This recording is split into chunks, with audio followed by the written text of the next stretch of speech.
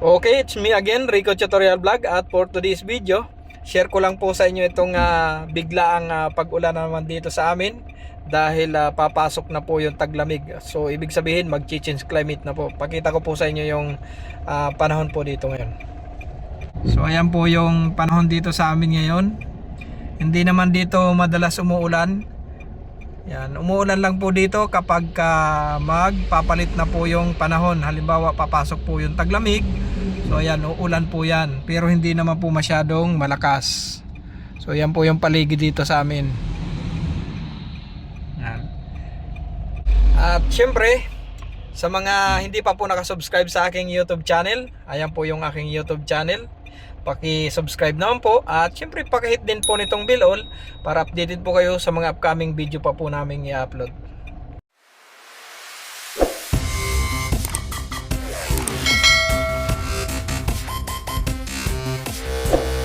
So ayan, bali nag-duty nga po kaninang umaga. Pumasok po ako ng 5:30 po ng umaga. Yan po yung paligid po ng location ko. Ayan. Umuulan-ulan na. Ayan, pumasok nga po ako kaninang umaga hanggang ngayon pong alas 10. So ayan po yung oras. So ayan po yung oras. Ngayon ang problema, biglaang napalitan po yung aking oras ng pasok. Nag-message po doon sa aming group na ang pasok ko na daw po ay magiging night duty. So magi-start ako ng alas 6. So papasok ako ng 5:30. Ang starting po ng oras noon is alas 6. So papasok ako ng alas 6 hanggang alas 2 ng madaling araw.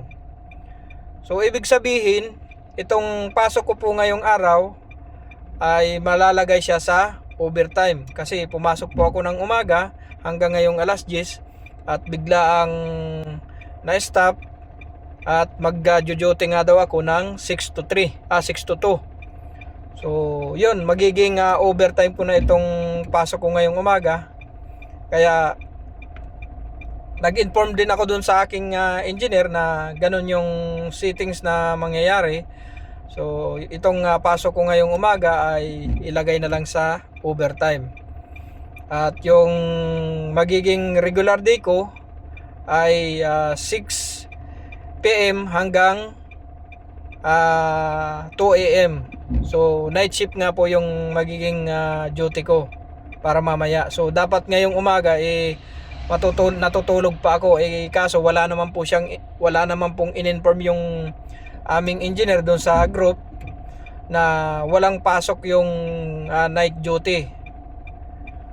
So kaya pumasok po ako ngayong umaga dahil hindi ko po alam na wala pong palang pasok ngayong umaga yung mga night duty. So kaya ang magiging pasok ko na ay alas 6 hanggang alas 2 ng madaling araw. So ayan, update ko po kayo mamaya pagpasok ko ng alas 6 at kung ano yung mga gagawin namin sa oras po na yon. Ganun po sa lahat, ito po yung karugtong ng video ko kaninang umaga na pinauwi nga po ako nung aking engineer ng bandang alas 10 kasi ang sabi ay night duty daw nga po ako, nakapag-duty na ako ng halos kalahating araw noon kasi ang pansin ko po pagka pumapasok ako sa umaga ay 5:30 ng umaga at ayun nga, pinauwi ako ng bandang alas 10 kasi night duty nga daw po ako, halos alas 4 pa lang po ng hapon. Alas 4 po ng hapon. Bigla na naman pong tumawag ngayon yung engineer ko na i-support daw namin yung team ng pang-umaga.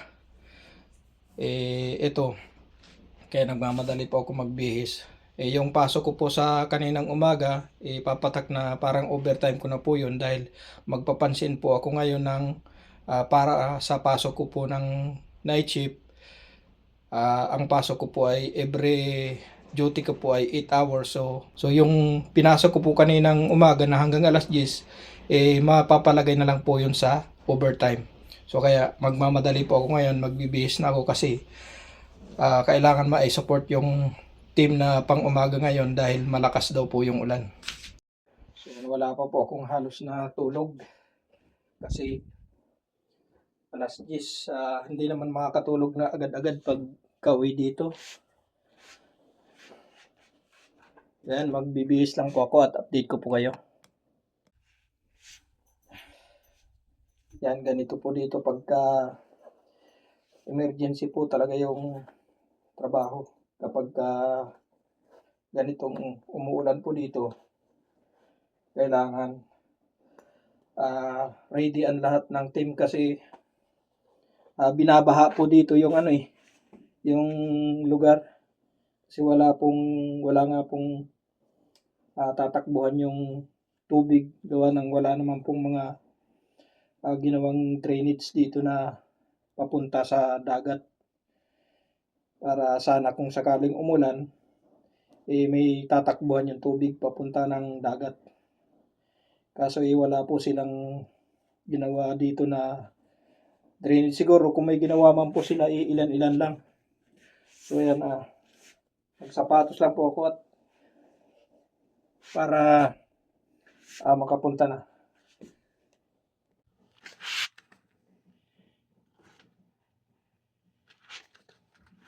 Magsapatos lang muna tayo.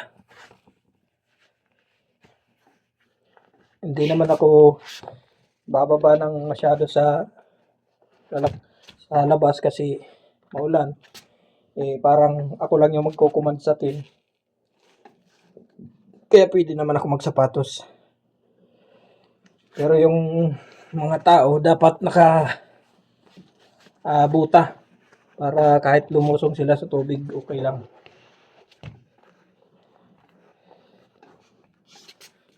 So yan. Madalian yung ating preparation. Kasi nagmamadali yung aming engineer. Yan, ready na ako. Let's go. So yan, maulan siguro sa labas. Sarado ko lang dito.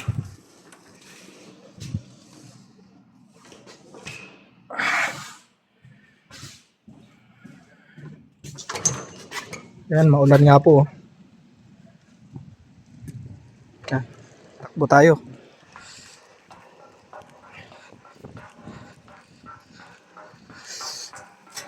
Malakas po yung ulan. Emergency talaga to kasi mga nagbabaha yung location dito.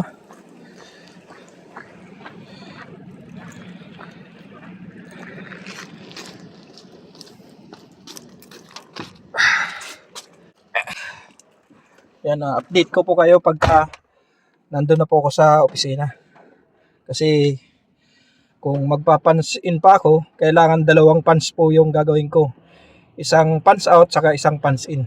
Kasi yung pasok ko po kaninang umaga hindi ko pa nga po yun ay punch out. Dahil biglaan nga po akong pinauwi ng aking engineer. So yan, malamig. Nilalamig ako. Yan, dami ng message.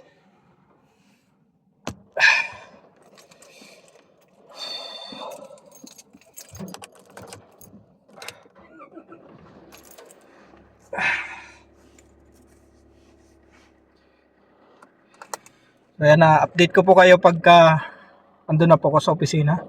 Kasi susunduin ko pa yung mga tao ko dito para makapagpansin sila agad. Yan, papunta na po ako sa location ng mga tao ko para sunduin sila para makapagpansin nga doon sa opisina. Yan, daming tawag.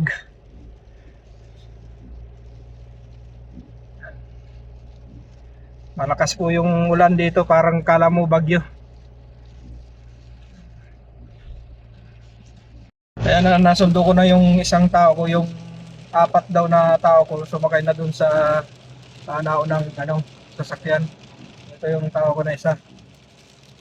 Proceed na po kami ngayon sa opisina para mag-punch in saka mag-punch out. Kasi yung pasok namin kaninang umaga kailangan may punch out po namin yun. Kaya 2 punch yung gagawin namin ngayon. Ayan, malakas po yung ulan ngayon dito. Kung mapapansin naman po ninyo, parang madilim na Kala mo ay katulad na ng panahon sa atin pag may bagyo. Dito na po kami sa office at magpa-punch in punch out lang ako. Ito po yung aming office. And 4:31 po yung punch out ko ngayon.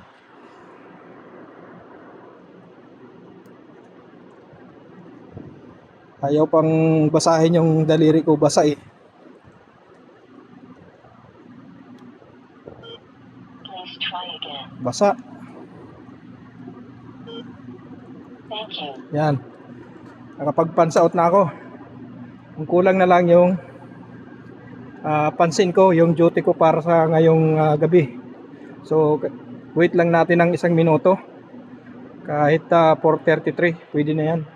Para doon sa ating punch in na for night duty. Yan, 4:33 na, pwede na. So, ito yung punch in ko na para sa night duty. Please try again. Ayaw basahin. Duplicated punch. Thank you. So duplicated punch pa rin. Wait natin ng kahit ilang minuto. So ayan, 4:34 na. Try ulit natin na mag-punch in para sa night duty.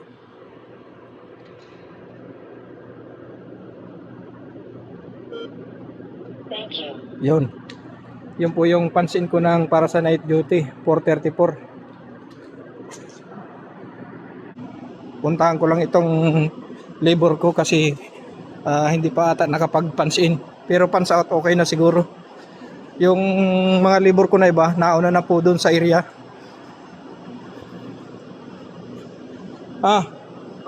Punch out kalas? Kalas. Yala, punch in. 2 punching, ha? Yeah. Kalas. Okay. So ayan, okay na po yung isang tao ko. Nakapag punch in na rin ang para sa night duty niya. So ayan, proceed na po kami doon sa area. Update ko na lang po kayo mamaya pagka nandun na kami. Kasi talagang medyo habulan yung trabaho ngayon. So ayan, nandito na po kami sa location na kung saan dito kami gagawa. So ayan, update ko na lang kayo mamaya kung anong nangyari dito sa traffic signal po na ito.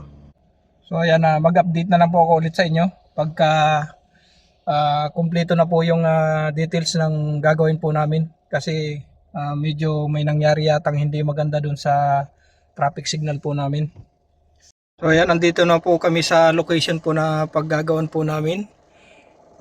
Hindi ko po alam kung ano po ang nangyari po dyan sa traffic signal po na yan, kung bakit natanggal yung center na traffic signal, yung head signal.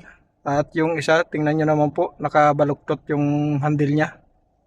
Okay, andito na ako sa kabilang daan. Bali kanina nandun ako sa may isang sasakyan na yun, nakaharap sa akin. Pinapunta ako dito para maisarado nga itong isang daan na to. Dahil baka may ibang sasakyan na pumunta rito, may gagawin po sa location po na yan. Para hindi po maistorbo yung kukuha nung traffic signal po na isang nakalaylay doon.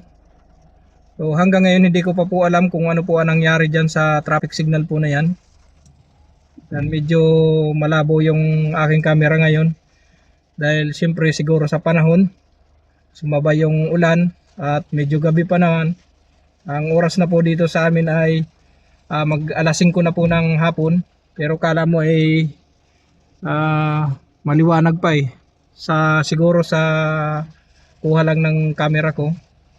So ayan, mamaya mag-update na lang po ako sa inyo kung ano po yung mga iba pang ginawa po dito sa location po ng may nasira na traffic signal.